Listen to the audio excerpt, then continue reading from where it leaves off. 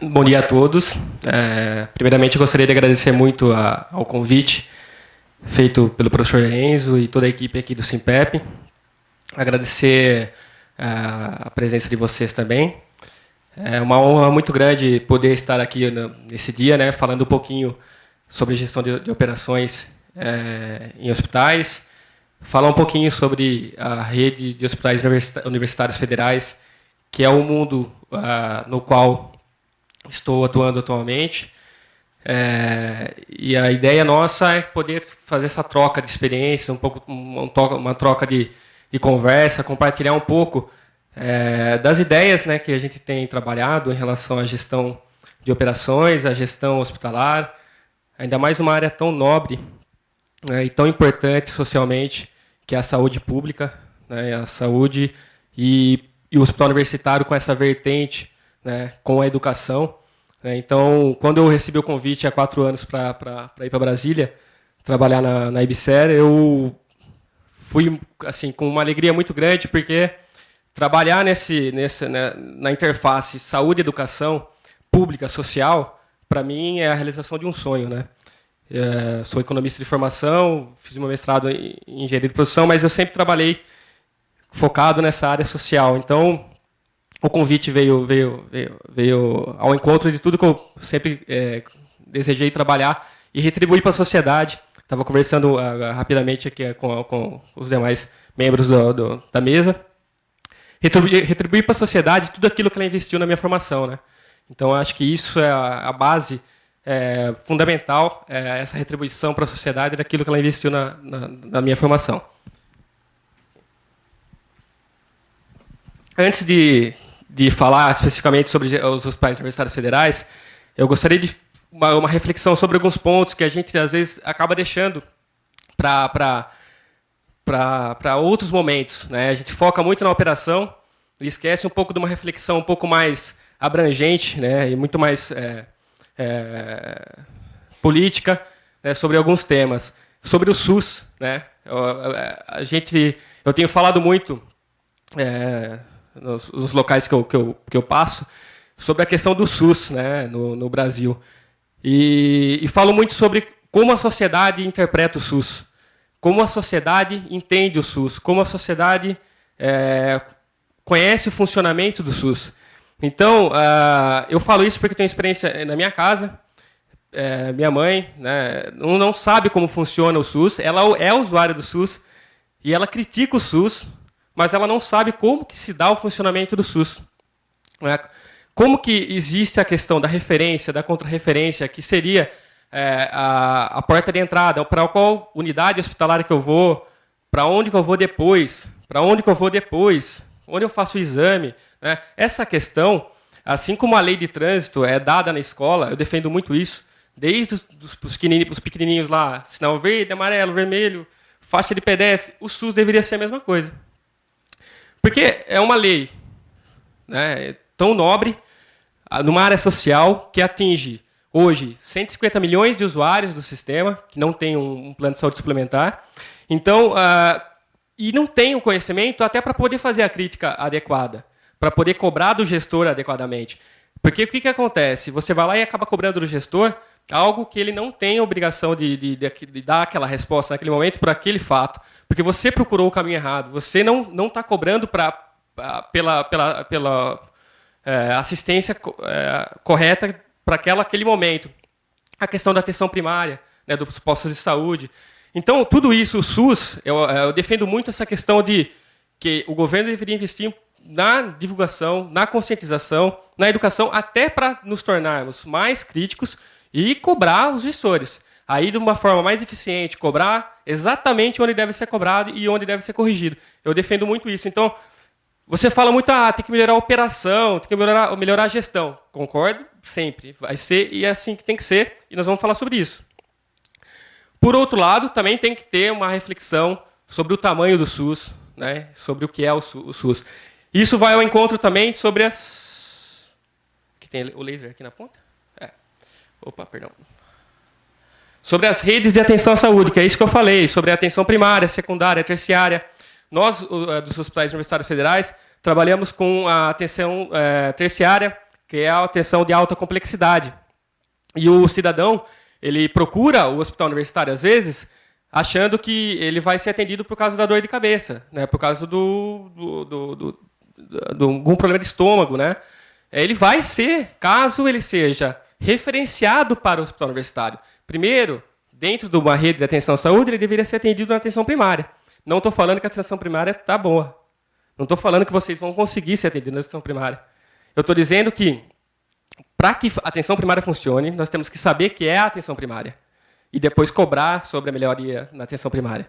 Né? Então, a gente cobra do hospital universitário, às vezes, algo que o hospital universitário não tem a responsabilidade. E a gente não é culpa da sociedade, não, porque a sociedade não sabe disso, porque ela não foi informada sobre isso, não foi orientada sobre isso. Então, eu volto a defender essa questão. Deveríamos abordar mais e pensar mais sobre isso. Rede de hospitais, a regionalização, aí eu já começo a falar um pouquinho sobre possibilidades de agrupamento, né, de formação de clusters, para poder gerenciar dentro de uma visão logística a questão da eficiência em ganhos de escala, ganhos de escopo. Né? Então, é algo que é latente. Né? Então, pesquisas, né, nesse sentido, tem um vasto campo aí para poder ser trabalhado. Outra coisa que eu trago aqui para falar sobre a Lei 8666 de licitações, que é uma lei criada em 93, gigante, que rege todas as contratações e compras públicas, e ela se aplica para muitos casos. Ela é muito boa aplicada ao pé da letra. Só que quando nós estamos falando sobre hospitais, sobre saúde, é uma lei que precisaria ter adaptações legais, obviamente, para que pudesse tornar o processo um pouco mais célere. É diferente comprar papel para impressora do que comprar um medicamento emergencial para atendimento de um paciente, de uma doença grave que surgiu e foi descoberta ontem, e não tem ainda esse medicamento no estoque. Então é muito diferente, né? Existem mecanismos pela 8666, existem, né? Mas mesmo assim ela carece de aprimoramento. E quem trabalha com gestão pública, o gestor público, ele sofre muito com essa questão da legislação.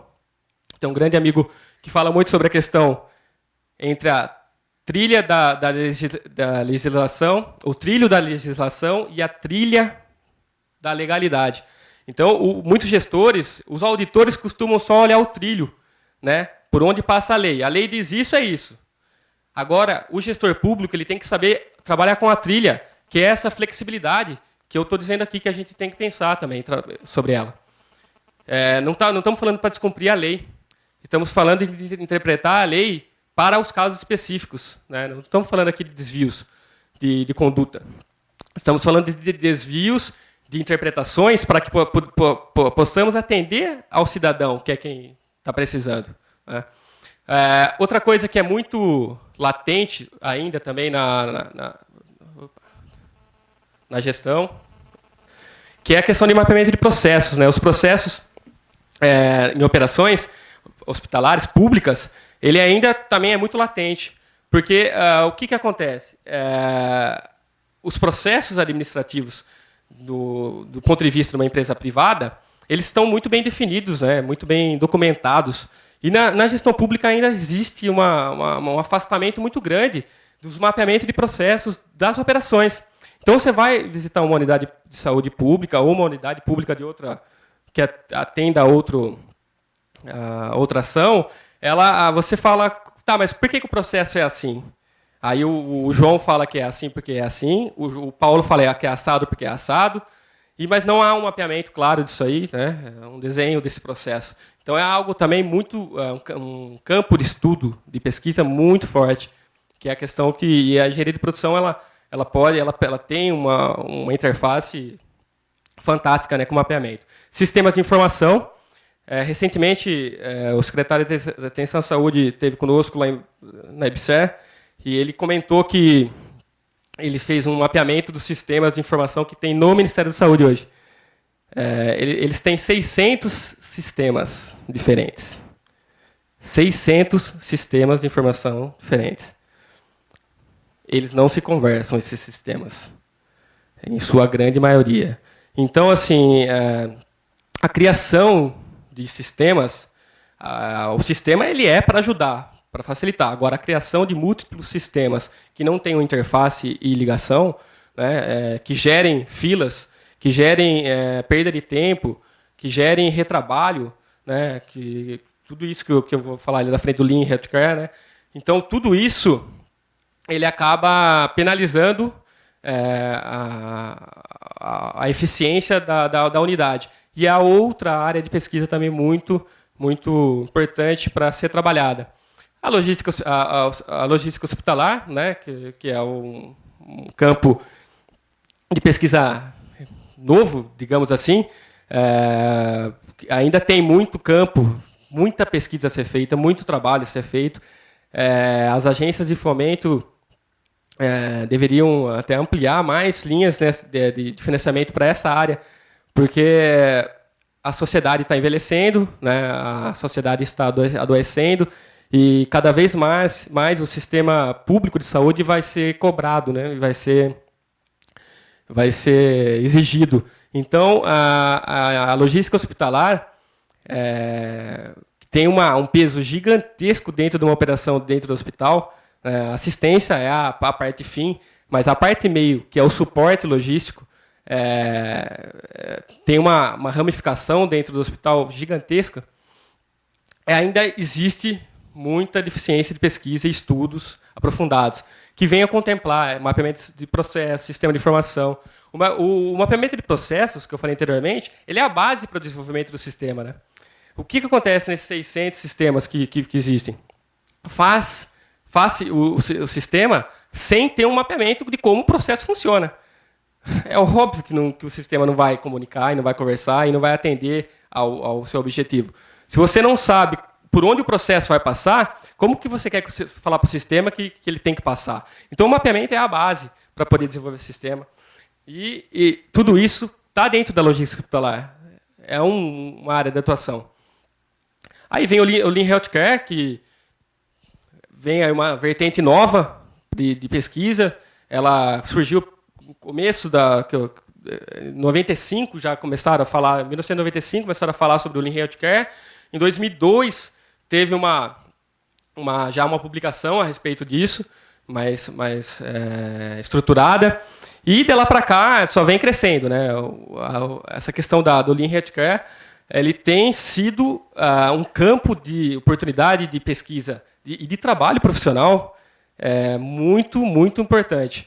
Os profissionais que se formarem, se especializarem no Lean Healthcare, dado tudo que a gente vai falar um pouco aqui hoje, tem muito sobre isso. Deixa eu controlar o tempo, porque eu gosto de falar bastante, vocês perceberam, né? Então, o Lean Healthcare e as outras ferramentas agregadas que podem dar suporte ao Lean, né? O VSM, o 5S, o Evento Kaizen, o Kanban. Kanban é outra ferramenta que tem sido muito utilizada em hospitais, né? Gestão de leitos, principalmente. Então, coisas que você só via falar na indústria antes, né? Você só via ver no mercado, no privado, tem sido incorporado na gestão pública também e nos hospitais públicos, né? Bom, tudo isso aqui, pessoal, eu quis trazer esse primeiro slide para uma reflexão mais ampla sobre o todo, né? Antes de falar especificamente sobre os hospitais universitários federais, que é onde eu atuo atualmente. Então, que vocês possam conhecer um pouquinho sobre a IBSER e a sua forma de atuação, o seu tamanho, né? Vamos lá. A rede de hospitais universitários federais. Hoje, nós temos no Brasil 50 hospitais universitários federais. Esses 50 hospitais universitários federais eles estão distribuídos por 23 estados unidades da federação e representam aí aproximadamente 10 mil leitos hospitalares. Tá? Esses 50 hospitais universitários federais eles são geridos pelas universidades federais, obviamente, mas em 2011 teve a publicação de uma lei, da criação da Empresa Brasileira de Serviços Hospitalares, a IBSER. E essa empresa ela veio para fazer a gestão desses hospitais de uma forma integrada, né, que os hospitais eles eram tidos como unidades isoladas, né, sem comunicação, sem trabalho numa rede, efetivamente, de atenção e de conexão entre as universidades, entre o conhecimento. Então, a empresa ela foi criada nesse sentido, uma empresa pública, 100% pública, totalmente dependente do Tesouro Nacional, não tem nenhuma outra fonte de renda que não seja o recurso do Tesouro Nacional, e é uma empresa totalmente SUS, né? 100% SUS. Não há, eu gosto de falar isso porque existe muita coisa que se fala, né? E não há atendimento privado na rede dos hospitais universitários federais, com a exceção do Hospital de Clínicas de Porto Alegre, que é uma empresa pública também, e ele tem dentro da sua lei 10% que eles atendem alguns planos de saúde. Mas não é a IBSER, o HCPA, lá de Porto Alegre, que é um dos hospitais universitários federais, ele está até em azul aqui embaixo, ele não... Até eu aprender a usar isso aqui. Ele é uma empresa pública já. Então, dos 50 hospitais universitários federais, 49 são possíveis de serem geridos pela IBSER. Hoje, a IBSER faz gestão de 39 hospitais universitários federais, tá? Em 31 universidades. Algumas universidades têm mais de uma unidade de saúde. Ainda tem 10 hospitais que não estão na rede, como integrante da IBSER, né? Está na rede de hospitais universitários federais, mas não faz parte da gestão da IBSER. São 8 do Rio de Janeiro, da UFRJ, um de Uberlândia e um da Unifesp São Paulo. E há um que não vai ser da rede IBSER, porque já é uma empresa pública, que é o HCPA lá de Porto Alegre. Como surgiu a IBSER, né? A IBSER ela surgiu por diversos apontamentos do Tribunal de Contas da União, que apontaram algumas fragilidades em relação à contratação de profissionais sem concurso público nas universidades, nos hospitais universitários. Então, o TCU ele veio apontando ao longo dos anos, né, em acórdãos, e que ele abordou essa questão da contratação irregular, né, que chegou a mais de 20 mil pessoas dessa forma. Então, foi muito discutido no Congresso Nacional qual seria a forma de resolver isso, né? Como seria. Então, pensou-se em tudo, fundação, pensou-se em autarquia, e o caminho encontrado pelos parlamentares foi o da criação de uma empresa pública, a exemplo do Hospital de Clínicas de Porto Alegre, com aquela única exceção que eu falei sobre que a IBSER é 100% SUS, não atende planos de saúde privado. Então, em 2011, né, houve a Lei 12.550, que criou a IBSER. E o que é a IBSER, né? Então, como eu falei aqui, a IBSER ela faz a gestão, tá, desses hospitais por meio da assinatura de um contrato entre a universidade, o reitor da universidade e o presidente da empresa brasileira, né, que faz essa assinatura do contrato de gestão, onde previsto para os próximos 20 anos a gestão plena do hospital. O que isso quer dizer? Quer dizer recomposição da força de trabalho, né? Então haverá concurso público seletista pela CLT, mas é concurso público, né, que vai se juntar aos servidores que já existem lá do regime jurídico único, né, e vai formar esse corpo, né, de colaboradores da empresa. Então, uma das atuações da empresa é a recomposição da força de trabalho. Outra atuação da empresa é a gestão administrativa, né, dos hospitais. Então, é nomeada toda uma equipe de profissionais selecionados por meio de análise curricular e de empregados públicos e servidores públicos, que fazem a gestão, e a IBSER faz essa gestão também dos trabalhadores e a gestão administrativa. A IBSER atua também com a definição das diretrizes a nível nacional, né? Então, diretrizes de compra, diretrizes de sistemas, diretrizes de parcerias regionais, de formação dessa regionalização. Então, tudo isso a IBSER atua, né, no sentido de promover a reestruturação da rede dos hospitais universitários federais. Então, vou falar mais à frente, teve um programa que é o REUF, que é um programa de reestruturação dos hospitais universitários federais, que ele é anterior à EBSER, ele também surgiu para poder reestruturar os hospitais, e depois a EBSER veio e faz a gestão desse programa, e tem a missão de reestruturar física, tecnologicamente, essa rede de hospitais, né? Então, a aquisição de equipamentos é feito centralmente de grandes equipamentos, né, para ter ganho de escala e ganho de escopo. Então, tudo isso, a empresa ela usa essa inteligência, né? E muita gente fala, mas a EBSER vai comprar tudo para o hospital? Não, a sede da matriz da empresa, ela trabalha com a inteligência da compra. Ela não trabalha efetivamente com a compra, ela trabalha com a inteligência dela. Ela faz os termos de referência, ela faz o mapeamento das necessidades. Então, classifica isso aí numa curva ABC, pega os itens da curva A, os grandes equipamentos que dá para se ganhar em economia para o setor público, faz essa licitação, os hospitais que fazem a compra final. Mas a inteligência da compra, a compra é feita nacionalmente pela sede. E com o apoio de toda a rede, né? A rede toda hoje ela está interligada, comunicada, e todos os profissionais, né, os gestores das unidades fazem suas colaborações, contribuições no desenvolvimento dessas compras, né? Vamos passar aqui para o outro.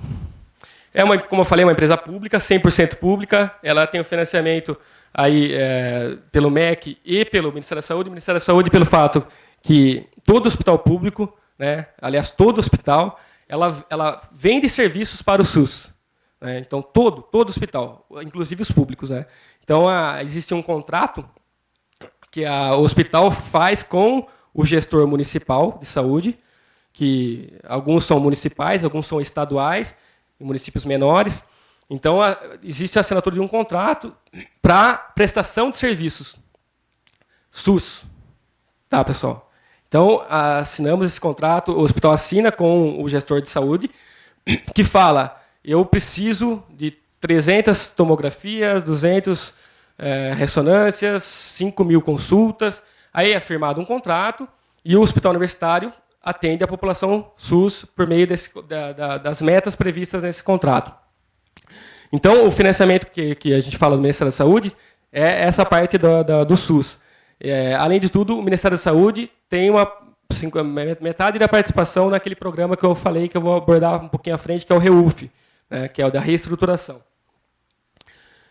A força de trabalho é 100% admitida por meio de concurso público, né, servidores públicos, do regime jurídico único e seletistas.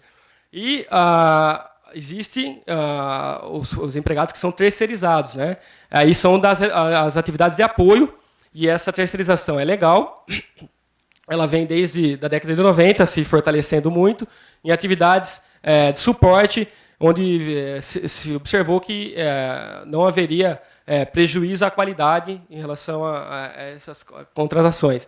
Então, os médicos, a equipe administrativa, são todos concursados, né, servidores, e as unidades de apoio, existem os empregados terceirizados que trabalham conosco. Alguns pilares, né, da empresa. Recomposição da força de trabalho, a gestão de compras, de tecnologias, de processos. Né? Então, a empresa ela vem ao encontro de tudo aquilo que a gente fala na engenharia de produção, dessa questão dos processos mapeados, dos processos definidos, do ganho de eficiência. E ela também, um dos pilares é qualificar as condições dos hospitais como cenário de prática para o ensino e a pesquisa. Que essa é uma questão muito importante, muito nobre, né? Que é a questão dessa interface com a educação. Então, o Hospital Universitário Federal ele tem um foco de atuação e uma entrega para a sociedade tão importante que, além de ele entregar assistência para o cidadão, ele entrega para a sociedade profissionais treinados, qualificados, que vão amanhã atuar na rede de atenção à saúde, que eu falei lá no começo. Né? Então, a nobreza dos hospitais universitários federais que eu vejo como algo assim extraordinário é essa questão da formação do capital humano, né? Que somos nós. Né? E a pesquisa, né? Os hospitais universitários federais, por serem hospitais que trabalham com alta complexidade, estão sempre na fronteira do conhecimento, né? Em pesquisa, desenvolvimento de novas drogas para tratamentos, de novas formas de atuação médica e de todas as outras... Desculpa, vou pegar uma água aqui. E de todas as outras profissões que atuam nos hospitais. Professor, ajuda aí. Falando sobre a gestão de hospitais também, gerenciar um hospital é uma das atividades mais difíceis que se tem. Por causa dessa pluralidade de profissões que atuam nela. Só da área de saúde são 14. Né? Então, temos médico, enfermeiro, fisioterapeuta, terapeuta ocupacional, técnico de enfermagem, e assim vai. Então, trabalhar com tantos profissionais no mesmo ambiente de trabalho, interagindo, né, a todo momento, e relações humanas têm seus conflitos, e desculpem os médicos que estiverem presentes, os médicos também ainda têm aquela visão, né, focada no médico. Então, existem conflitos que se surgem dentro das unidades hospitalares que precisam ser trabalhadas pelo gestor. Então, gestão de hospital, pessoal, para quem não é, e se um dia tem vontade de ser, se preparem para o cabelo ficar branco rápido. Eu não tinha cabelo branco, não, há 4 anos. E aí caí também, estou ficando careca. Então, isso porque eu trabalho não dentro do hospital, eu trabalho na gestão ainda central. Agora, quem está na ponta, né, vivenciando essa gestão do dia a dia, todas as dificuldades, ainda mais o sistema pressionado, né, que é o sistema público, toda a pressão popular, então é algo muito desafiador. Mas, ao mesmo que é desafiador, é gratificante, né, porque você acaba trabalhando com algo fantástico, assim, que você chega em casa, encosta a cabeça no travesseiro e sabe que naquele dia de trabalho você salvou vidas, né, ajudou a salvar vidas. Então, é algo muito...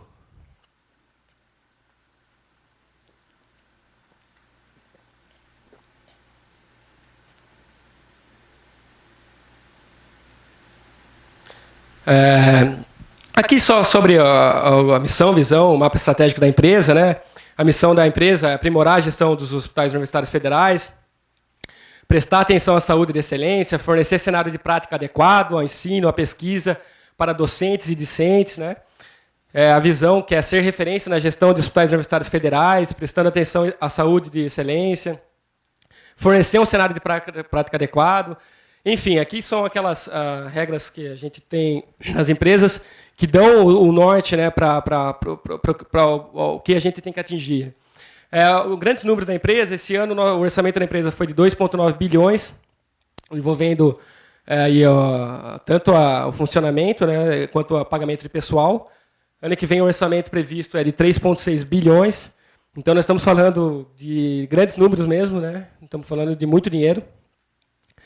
E dentro dessa conta aqui não entram ainda os empregados, os servidores públicos, né? Então, esse número provavelmente pode ser dobrado, uma vez que hoje o corpo de trabalho da empresa ele é mais ou menos dividido em 50% hoje com empregados CLT públicos e servidores públicos.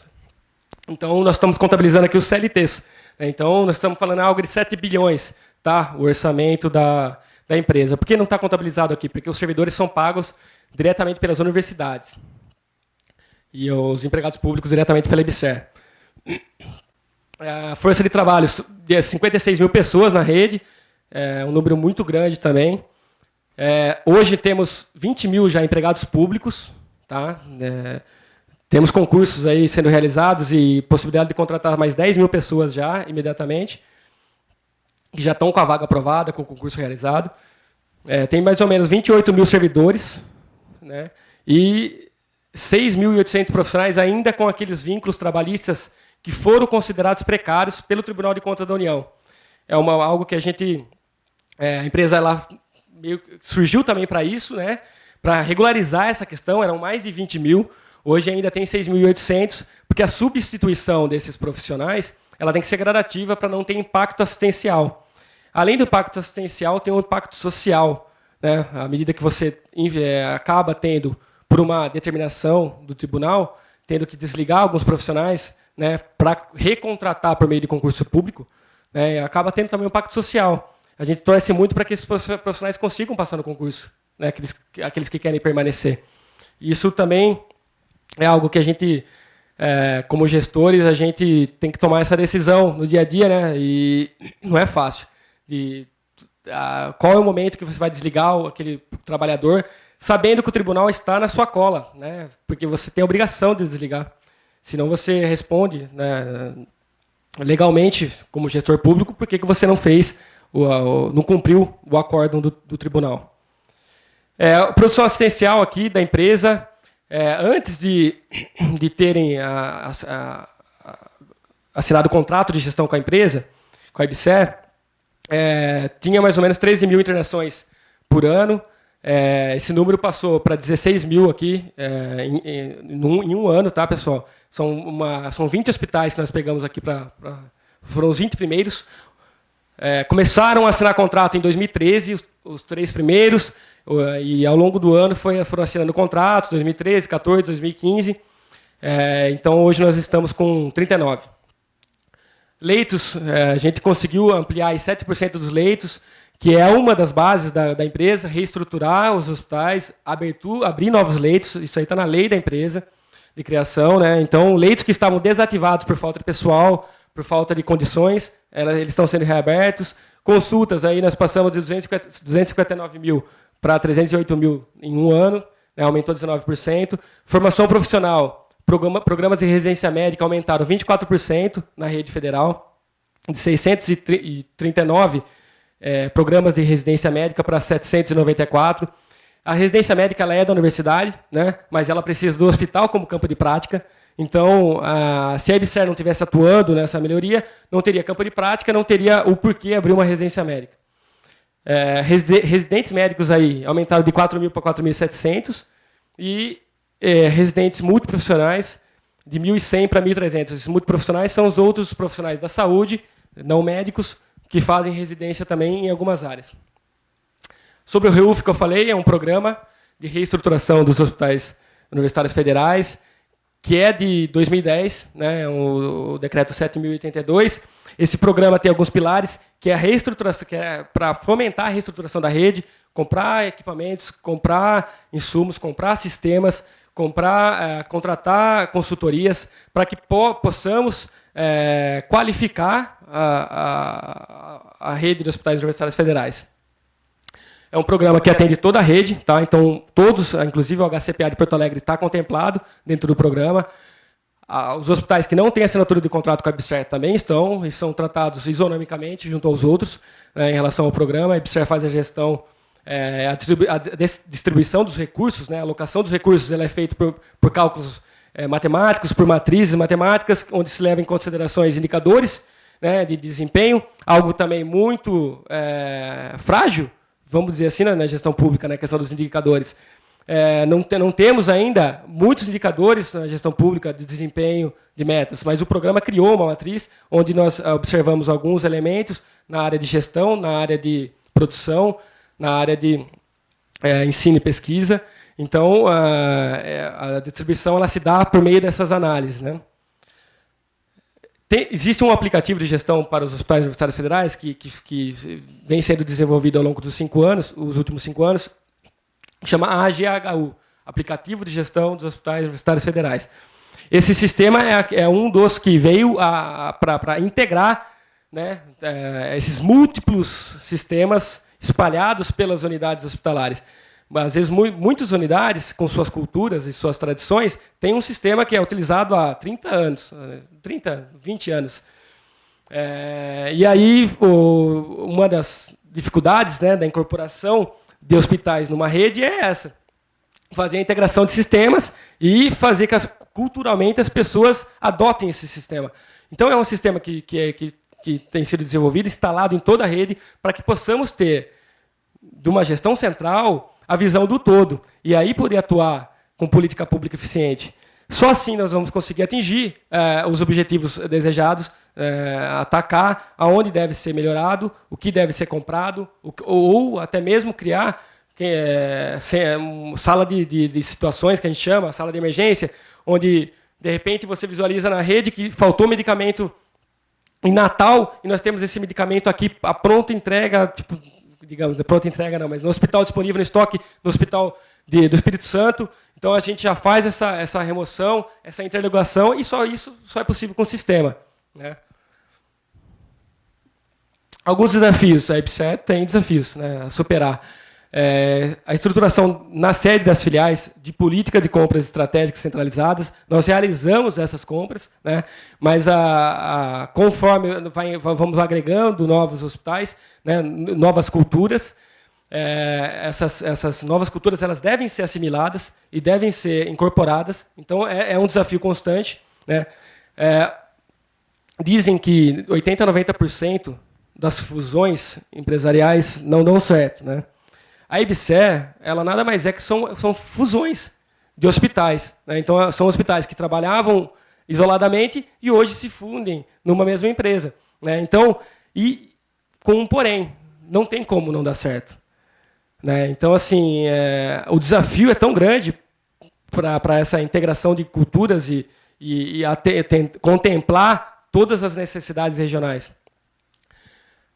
Revisão de contratos, de serviços, né, é algo que é feito rotineiramente e tem que ser aprofundado. Os contratos de hotelaria hospitalar, que é outro ramo também que dá pano para manga aí de pesquisa, estudo, trabalho. Nutrição, lavanderia, limpeza, tem um peso no custo do hospital gigantesco, chega a 70% do custo, só essa área de hotelaria. Então, é algo também um desafio muito grande, estudar a melhoria de processos para a atuação desses hospitais. Melhoria nos hospitais. Contratação de serviço de monitoramento de obras, algo que tem que ser feito também nas obras públicas, principalmente. Essa questão da uma empresa fazer a obra e ter uma outra que faça o monitoramento, que não seja a mesma, né, por questões óbvias. Gestão de processos, tecnologia de informação, a questão dos sistemas, a integração, bater muito nessa tecla, né, de parar de querer inventar a roda e fazer a roda que tem que funcionar de forma eficiente. Em relação à atenção à saúde, revisão de contrato dos hospitais com o gestor SUS, esse é um desafio muito grande. Como eu falei, os hospitais públicos, qualquer hospital, ele tem que fazer um contrato de prestação de serviço com o SUS. Mesmo ele sendo público, mesmo ele já sendo do governo, ele tem que assinar um contrato. E esse é um desafio, porque aí entra a questão também de política local, né? Então, existe uma questão forte que precisa ser enfrentada. É um grande desafio, não é fácil fazer isso. Registro de informações assistenciais, essa questão do documentar o que foi feito, né? A cultura de se fazer, e às vezes não tem registro algum. O controle de estoque, né? Que é algo que o sistema pode ajudar. Em questão das pessoas substituir todos os profissionais ainda que faltam, que foram considerados pelo Tribunal de Contas da União como vínculo precário, de trabalho precário. Manutenção das contratações do pessoal, dos concursos, são desafios que nós temos, dado o cenário macroeconômico do país. Implementação de programas de capacitação corporativa, existe já hoje na IBSE parcerias, capacitando os gestores, mas é algo que tem que ser uma educação permanente, não pode ser só um processo isolado, ele tem que ser contínuo. Orçamento e finanças, o modelo de financiamento é algo que é muito discutido na mídia, na TV, sobre o financiamento do SUS, o seu tamanho, e o aperfeiçoamento do planejamento orçamentário. Pessoal, era isso que eu gostaria de falar um pouquinho com vocês, trocar um pouquinho de ideia. A gente vai ter oportunidade depois para poder aprofundar.